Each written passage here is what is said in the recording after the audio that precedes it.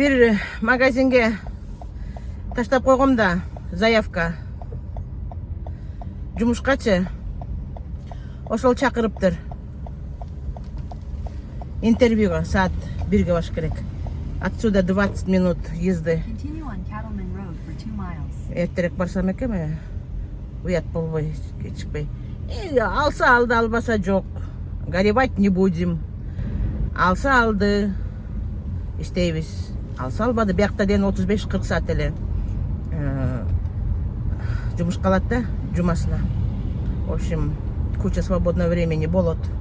Андан ары, андан ашык иштей албайсың. Андан ашык саат алам десең да, бул Америкада болбойт. 35, жолбосо 40 саат жумасына. Абышкам көбүрөөк акча сура дейт айына, эмелди саатына. Көбүрөөк акча сурагандарды албайт болуш керек жумушка. Азыраак мага ушул эле болот дегендерди алат болуш керек. Любой эле компания акчаны аз бергиси келет да турабы. Аз көрөбүз. Эмненин ичине чыгар экенбиз,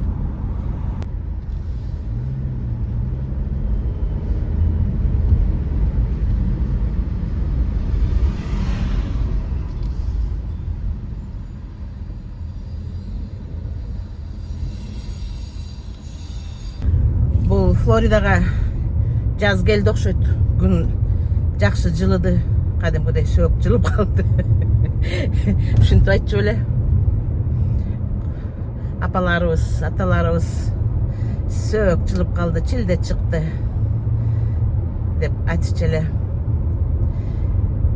Чилде чыкты окшойт. Биякта кыш деле болгон жок да, бирок ошончо деле күн мындай жакшыраак, катуураак тийип калды да. Алхамдулилла. Аба ырайы жакшы болуп турса эле, ураган, торнадо, марнададан алыс болот да бияк. Жаан чачым болсо эле адамдын кичине эмеси жүрөгү учуп турат экен. Мен чагылган түшүп, катуу жаан жаап калса эле мен чочуй берем. Ами. Всё нормально. Ошол туугандар мына орозо күнү да кирип келди. Орозо.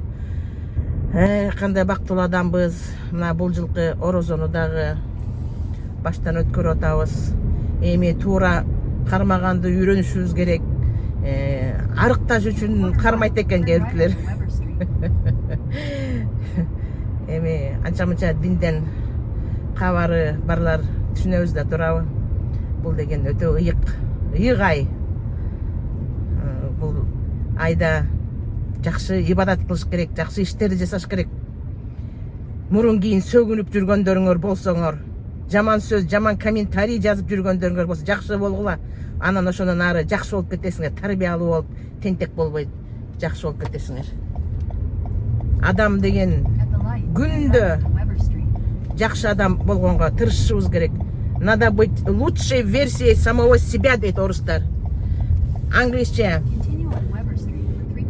We have to become a better version of ourselves, дейт. Мен жаманмын, мен болгон мүнөзүм ушундай дегенге болбойт. Жакшы болгонго аракет кылышыбыз. Адамбыз да, адам болуш аста-аста, акмак болуш бир паста, дейт. Ошон үчүн туугандар, келгиле, кыргыз элим, кайра возрождение болушубуз керек. Возрождение деген эмне? Кайра жаралып, кайра түзөлүп, туура багытка түшүп, өзүбүздүн нукура тилибизди барктап,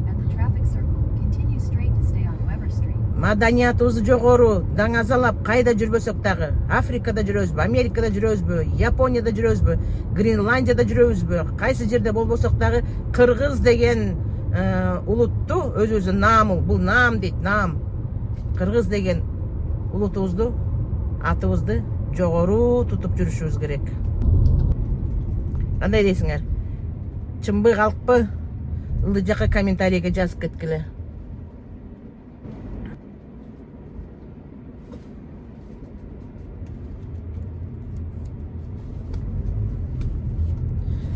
Так, рахмат, бабушка. Маган жол уступать этти. Рахмат айтканды үйрөнөлү. Бири-бирге сый урмат көрсөтүп, кечиримди болгонду үйрөнөлү. Эмне кылалы эми? Пендебиз да, пендебиз. ката кетирет экенбиз, жинибиз келет экен, жаман сөз сүйлөп алат экенбиз. Бирок эми күндөн күнгө жакшы болгонго аракет кылышыбыз керек. Кудайга шүгүрчүлүк кылганды да үйрөнөлү. Биз азыр болгонго шүгүрчүлүк кылбай калдык да. Бирөөңөр айтып атсаңар керек, ар жакта отуруп, бул эмне, имамбы депчи. Сөзсүз эле имамдар айтыш керекпи мындай сөздү? Мен мисалы акыл айта турган деле жашым келди.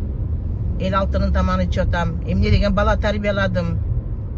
Мектепте окуттум, университетте окуттум. Ушул убакка чейин окутуп келе жатамын. Жаман айтпайбыз, жакшы бол дейбиз, жакшыныкка эле бурабыз. Мунун эмнеси жаман экен?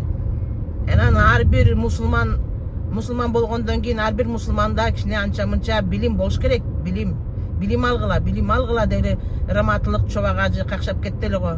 Аял дебей, эркек дебей, кыз бала дебей, баарыбыз колдон келишинче такыбачылыкка үйрөнүшүбүз керек. Илим алышыбыз керек.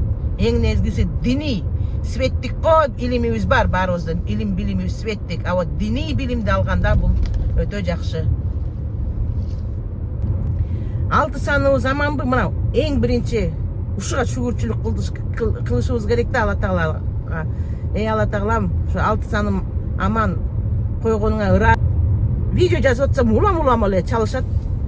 Кайсы бир жерден данныйыңды алып эле, бул Америкадачы. Ар кайсы бирдемелерди эле, продуктларын эле сунуштай беришет. В общем, туугандар, Алла Таалага шүгүрчүлүк келтиргенди үйрөнүшүбүз керек. Ошону адат катары айлантышыбыз керек да. Алла Таалам, рахмат. Бүгүн көзүм жыртылып, көзүм ачылып, ойгонгонума рахмат депчи. Канча адамдар ойгонбой калып атышат. Алар жамандыгынан ойгонбой элеби? Жок, Алла Тааланын буйругу менен канча жаш берсе ошончо жашайт экенбиз. Мисалы, мен эртең эмне болорумду билбейм, азыр эмне болорумду билбейм. Бир гана Алла Тааланын колундабыз да. Ошон үчүн күндө күнгө биздин өмүрүбүздү улантып, мына морекел карачы, жаркырап жайнап кирип келген орозону дагы көрсөтүп атканына алхамдулилла, Кудайга шүгүрдешибиз керек. Кичинекей успех, эмне дечи эле кыргызча? Мына ушинтип унутуп калам да. Ийгилик, кичинекей ийгиликке жетсек дагы шүгүрдешибиз керек. Шүгүр деп наны жок чай ичип атсак, же болбосо шекери жок чай ичип атсак дагы шүгүрдешибиз керек. Канчалык шүгүрдесек, Алла Таалам ошончолук берет. Мо пендем болбогон нерсеге дагы, аз нерсеге дагы, аз азык берсем да ошого шүгүрчүлүк келтирип атат деп турабы? Көптө бериши мүмкүн. То есть баарына сыноо берет Алла Таала, баарыбызга сыноо берет. Ошол сыноону кандай өткөрөбүз башыбыздан? Алла Таала наалат кылбай, наалыбай, эмнеге мен ушундай болуп калдым, эмнеге мен мынтип калдым, эмне үчүн мен жашоом мындай деп Алла Таала наалат кылбай, ал суроону өзүбүзгө беришибиз керек. Эмне үчүн мен ушундаймын? Эмне үчүн мен тигил ушундай, тиги кошунам, же болбосо тигил бир тууганым, же болбосо тигил тууганым. Эмне үчүн мен ушундаймын деп, понимаете? Аракет кылыш керек. Аракет кылыш керек. Кайсыл кесиптин ээси болбосок дагы ошону деген жакшы өздөштүргөнгө аракет кылышыбыз керек. Мисалы, мен мугалиммин, бүттү, ошо мугалим болуп эле келатам. Англис тил мугалимин. Эч бир башка сферага өткөн жокмун. Секирип. Албетте орун алмаштырдым. Мен бир жерде 5 жылдан ашык иштебейм, чын айтып коеюн. Это лично мен ушундай принцибим бар да. Бир жерде эле иштей берген, мисалы, мне кажется, это неинтересно. Айылдын келиндери айтып атса керек. Эмне кылабыз? Айылга келин болуп түшүп келгенден кийин ушул жерде эле иштейбиз депчи, туура. Менин турмушум башкача болду. Ошон үчүн туугандар, баардык нерсеге шүгүр кылганды үйрөнөлү дагы, анан койгон максатыбызга жеткенге жалкоо болбошубуз керек. Жалкоо эле мына морекил телефон деген да бир бала чыкты да, өзүңөр билесиңер, ар кандай интернет азгырык. Муну дагы чектеш керек. Мен мону бүтүрөм, мону кылам, андан кийин анан телефон карайм, телефон чукулайыш кылам депчи. Керели кечке эле телефон чукулап отурган деле кереги жок. Китепте карашыбыз керек, китепте көрүшүбүз керек, ар кандай билим алышыбыз керек. Мен мисалы эмне үчүн YouTube'да отурам? Бул деген азыркы ушул тапта мен ушул возрастта ушул жашымда койгон максатыма жетиш бир жолдордун бири да айтып жазып келатпаймынбы тигил описанияда. Бул ютубтан буюрса иншаллах түшкөн каражаттарды оорукчан балдарга жумшайм деп иншаллах. Бирибизге жардам кылалы. Эми жакшы болуп келатат, эми мындан кийинкисинде көрөбүз. Эми тажабай эмгектениш керек, ютуб материал жүктөш керек, ютуб материал жыйнаш керек. Ошол эми эшекке учкашкандан кийин түшпөй дейт, туурабы? Вот ошондой кылыш керек. Бул дагы эле бийиктиктерди эле багынта бериш керек.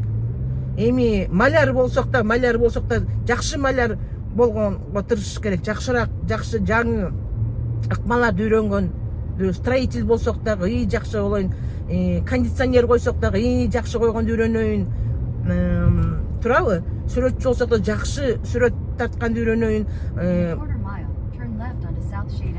Бала бакчада иштесек, могу балдарга эмне жаңы ыкмалар менен жакшы сабак өтөйүн, жакшы тарбия берейин деп мындай ар бир сферада, ар бир адам, ар бир баягы кесиптин ээси тырышса, жакшы баягы билимин өөрчүтүп, ошондо коом өзгөрөт, ошондо коом өсөт, ошондо мамлекет өсөт. Туура айтамбы? Туура десем, ылдый жака жазып койгула комментарий. Комментарий жазгыла алтындар. Комментарий жазып бөлүшүп билейин. Элдин оюн билейин. Кандай эмне, элдин ою эмнеде?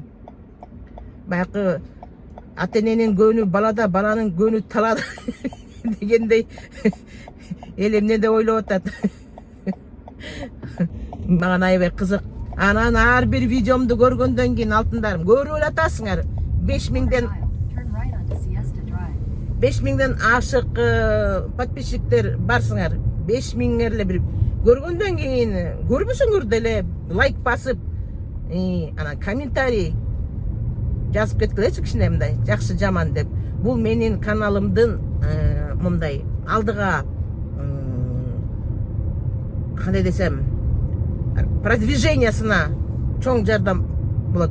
Силерге деген татыбай турган нерсе ал лайк басып койгон, а мен үчүн бул өтө чоң кымбат нерсе. Мен ушул силер менен чогуу ушул максатка жетели. Мен кетти, сары күйүп калды. Давайте, жакшы алла. Анан интервью кандай өттү айтам,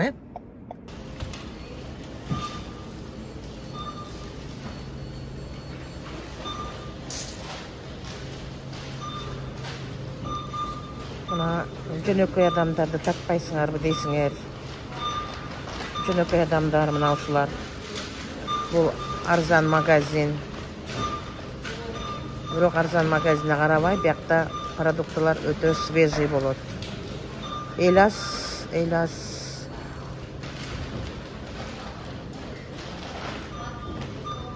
В основном кары адамдар келип соода кылат. Бисмилла. Интервьюдан чыктым. Айланайын. 1 сааттан ашып кетти ғой шыгылып. Магазинден ичинин баарын көрдүм. Бүт. Мурун бул магазинге жөн эле соода кылган эле келчү элем. Бүт ичин көрдүм, бүт складдарын баарын көрсөттү. Анча мынча секреттерин баарын көрсөттү дебеймби бул магазинден. Анан дагы бир кара кыз келиптир.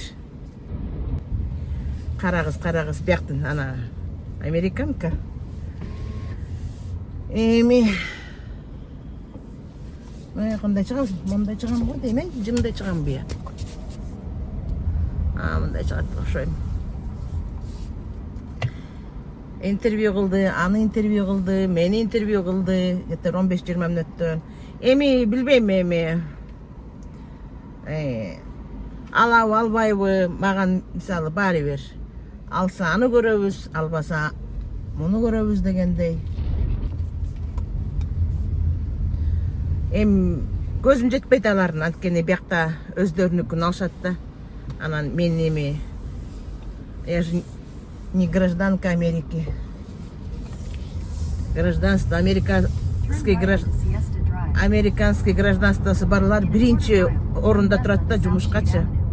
А мен как иммигрантка. Я как иммигрантка. Жумушка алып калсатым эле таң калам го аябай. Просто эми зато кандай жооп бериш керек, эмнелерди сурайт, өзүмдүн английским канчалык деңгээлде жакшы экенин, жаман экенин билдим да. Аябай бат-баттан сүйлөйт экен менеджери. Бутулдайттым элечи. Теннессиден экен киши. Жигит. В общем көрөбүз.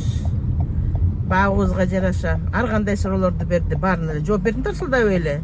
А мен айттым, мен американка эмесмин, английский это не мой родной язык. Ушундай жакында эле келгем Америкага деп анан көп суроолорду берди. Эми жок, английскиңиз жакшы экен деди. Эми относительно жакшы дедим. Мен англис тил мугалимимин, болгон билимим ушундай. Түшүнөм баарын. Эң негизгиси я очень трудолюбивая дедим. Эмгекчилмин. Любой жумушту тез үйрөнүп алам, тез илип алам. Анан эмне үчүн именно биздин магазинде иштеңер келет, эмне дейт. Бизде продвижение бар өйдө дейт. Эми канчалык деңгээлде продвижение болот магазинде? Өмүрү бою мугалим болуп иштеп жүргөн жаным магазинде кайдан иштейин? Эми көрөбүз да. Эми жөн эле келип көрдүм да. Эми бак кыргыздар айтат го, эмне кылып жүрөсүң биякта деп. Жөн эле дегендей эле мен деле жөн эле келип көрдүм интервьюга. Но эч кандай эмем жок да. Надежда, чын айтам. Анткени булар өздөрүнүкүн алышат. Дагы менден бөлөк дагы толтура интервьюлер бар да. Эмнечи интервьюга катыша тургандар. Толтура да, жумуш жоктура толтура. Любой жумушка макул боло турган элдер толтура. Вот так. Багыбыздан көрөбүз. Эгер Алла Тағалам иште десе иштейбиз. Жок, орозодо үйдө отур десе үйдө отурабыз.